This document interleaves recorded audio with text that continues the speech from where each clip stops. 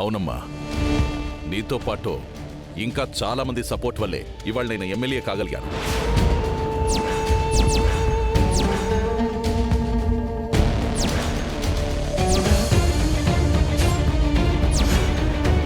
Congratulations Basavaraju గారు.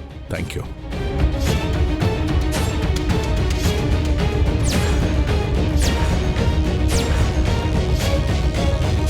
ఎలా ఉన్నావమ్మా?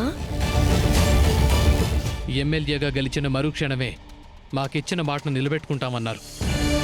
మరచిపోలేదు కదా? మాటిచ్చాడంటే నెరవేర్చడమే గాని మర్చిపోయేవాడు కాదీ బసవరాజు.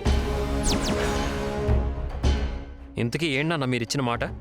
నీ భార్య తులసుంది కదా, నా గెలుపుకి వట్టి మాట సాయమే చేసింది. అదే వీళ్ళు నాకు మూట సాయం చేశారు. అందుకు ప్రతిఫలంగా పాపం వాళ్ళే నన్ను గొంతెమ్మ కోరికలు కోరలేదురా, కేవలం వాళ్ళ ఖుషీని అప్పజెప్పమన్నారంతే.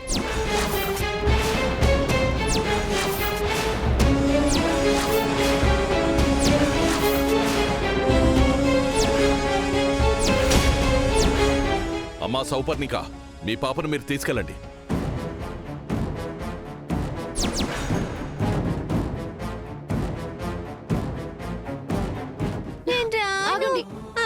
వదలండి. వద్దు మావయ్య, మీకు దండం పెడతాను. ఖుషిని నా నుంచి దూరం చేయొద్దు. మీరేంటమ్మా ఇంకా చూస్తారో? మీ పాపను మీరు తీసుకెళ్ళండి. ఎమ్మెల్యే అవ్వగానే మావయ్య చాలా మంచి పని చేస్తున్నారు. మీరిలాగే కొనసాగించాలని నా కోరిక.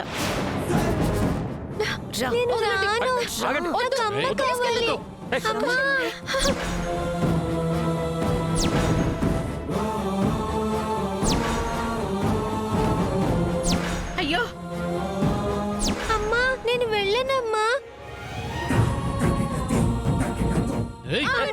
నేను వెళ్ళనమ్మా.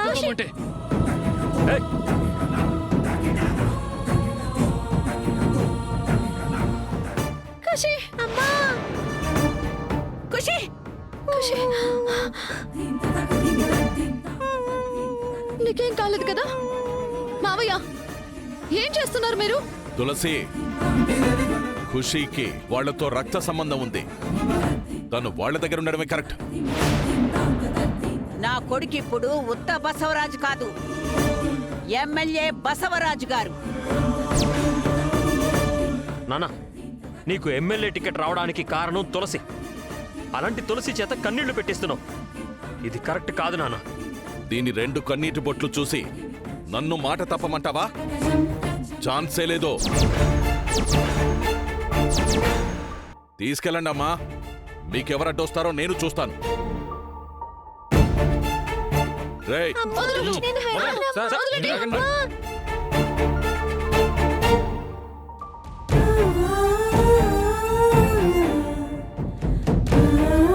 వదలండి.